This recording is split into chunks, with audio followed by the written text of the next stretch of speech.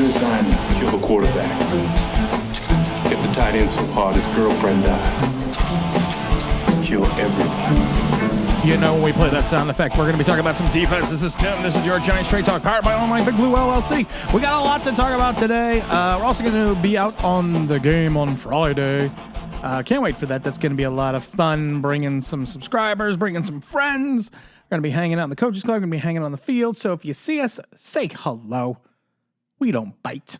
It's we're getting closer and closer.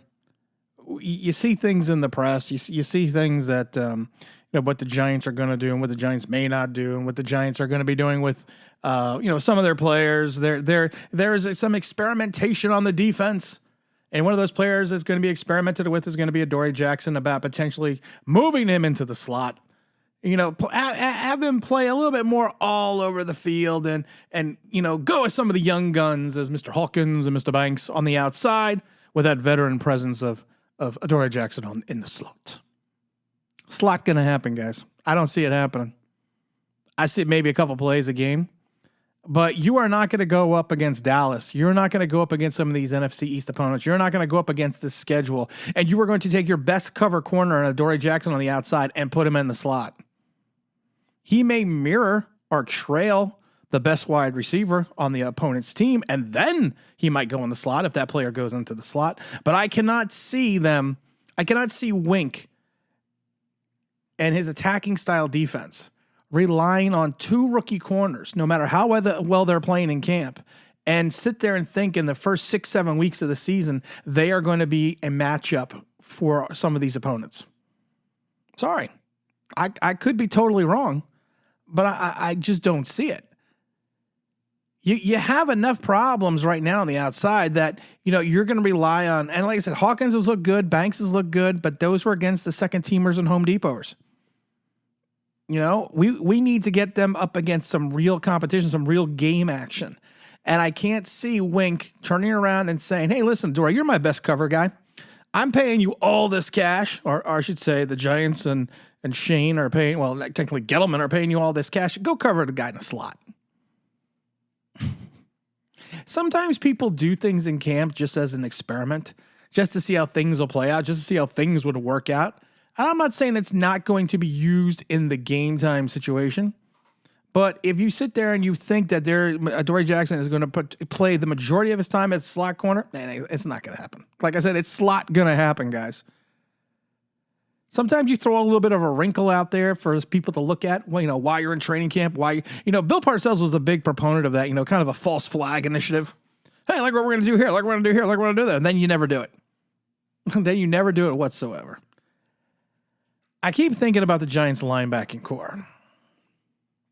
You're going to have the likes of Bobby Okereke.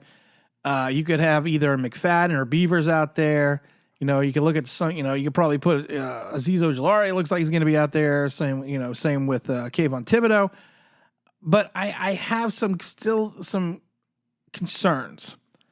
Not only about having the capability to stop the run and hold the edge, but also having the capability to cover. I don't think you're going to ask Azeez to cover anyone. I don't think you're going to ask Adoree to cover anyone. Bobby's going to be your best cover linebacker.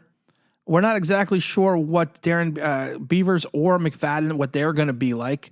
I don't see Cam Brown out there. I get this bad feeling when I look at this linebacker core right now. And, a lot of it is because of the fact that the Giants are built a certain way for a certain reason. And that certain way and that certain reason is the fact that, we are still hamstrung a little bit by the salary cap. And I've been trying to figure out what are the Giants going to do with this situation? And I go back to, of all places, of all thought processes, and going back to, what was it, back in 2014 with Perry Fewell. The New York Giants and Perry Fewell. Back in 2014. What did we do in 2014? What was the in vogue thing to do back in that day? That was sitting there and run the big nickel. And we did that a lot also, with the juggernaut, with Jughead, with Logan Ryan and Mr. Peppers, where you're playing three safeties. You're using one of your safeties basically as a quasi linebacker and dropping him like 70-80% in the box. Now, the Giants, if you take a look at their safety position, they could potentially have some. I mean, I'm not going to say they're going to have the best safeties in the league, but you have some athletic guys out there. You look at it, you got Jason Pinnock. You got Xavier McKinney. You got Dane Belton. You got Nick McLeod. You even got Owens. I don't think Bobby McLean's making the team, but you have some athletic guys out in that safety position. So what's wrong with running the big nickel? What's wrong with putting Jason, taking Xavier and Dane and playing them simultaneously? Run a big nickel package. It's a scheme that offers you a lot of versatility. The Giants used it a lot. Like I said, back in 2014 when they were kind of, they're a little bit undermanned. Instead of going a traditional, 4-2-5 or a 3-3-5. You can mix it up a little bit like the Giants should do with a 2-5-4, a 1-5-5. Kind of give a little bit of a head scratcher. Go with a 4-2-5. It's a way to get someone in the box who is going to have the capability to cover and also have the capability to tackle. You need, and to do this, you need guys that are athletic. You need guys with speed. And I think all three of those guys really fit the bill. I really do. And if you think about it, it kind of makes sense because it'll take some pressure off your linebackers, such as Azeez and Kayvon Thibodeaux, allow them to rush the passer. It'll give someone such as Bobby Okereke a little Robin to his Batman. And like I said, with this big nickel package, your defense coordinator is, like I said, he's just going to bring in that extra safety who's going to basically be a hybrid safety cornerback linebacker. You could assign him to cover the tight end. Hell, you can even, on some of these slot receivers, because this is why Dory Jackson's not playing the slot, you could actually put him on a slot receiver as well. And you can keep him as an effective run defender.